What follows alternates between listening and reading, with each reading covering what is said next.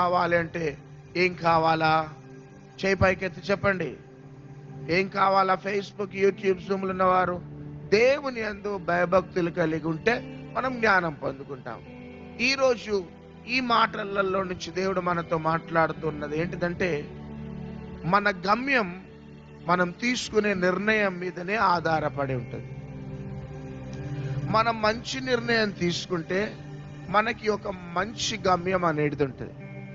మనము చెడ్డ నిర్ణయాలు తీసుకుంటే మనకంటూ గమ్యం ఉండదు. మనం తీసుకునే నిర్ణయం మీదనే మన గమ్యము ఆధారపడి ఉంటుంది. చివరికి నువ్వు ఎన్ని చదువులు చదువుకున్నా, ఎంత డబ్బు ఉన్నా, నీ నిర్ణయం మీదనే నీ భవిష్యత్తు ఆధారపడింది. నీ నిర్ణయం మీదనే నీ సమాధానం ఆధారపడింది.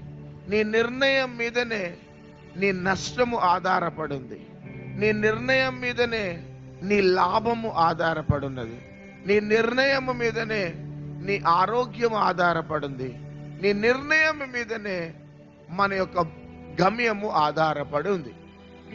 మంచి నిర్ణయం తీసుకుంటే మంచి భవిష్యత్తు ఉంటుంది. చెడ్డ నిర్ణయం తీసుకుంటే చెడ్డ భవిష్యత్తు ఉంటుంది.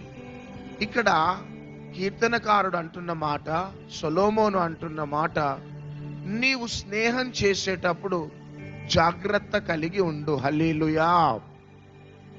నువ్వు ఎవరితో పడితే వాళ్ళతో నువ్వు స్నేహం చెయ్యొద్దు.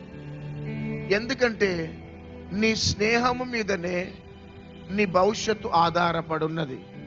నువ్వు ఒక వ్యక్తితో స్నేహం చేసే విషయంలో సరి అయిన నిర్ణయం తీసుకోకపోతే నీకు ప్రమాదము పొంచి ఉన్నది అని ఈ భక్తుడు సెలవిస్తూ ఉన్నాడు. మనము ఉదయం నుంచి సాయంత్రం దాకా కూడా మనకి అనేక రకాల మనుషులు మనకి ఎదురవుతారు. బస్ ఎక్కగానే ఒక వ్యక్తి, కాలేజ్కి వెళ్ళగానే ఒక వ్యక్తి, మార్కెట్కి వెళ్ళగానే ఒక వ్యక్తి, ఎన్నో రకాల మనస్తత్వము కలిగిన, స్వభావాలు కలిగిన మనుషులు మనకు ఎదురవుతారు.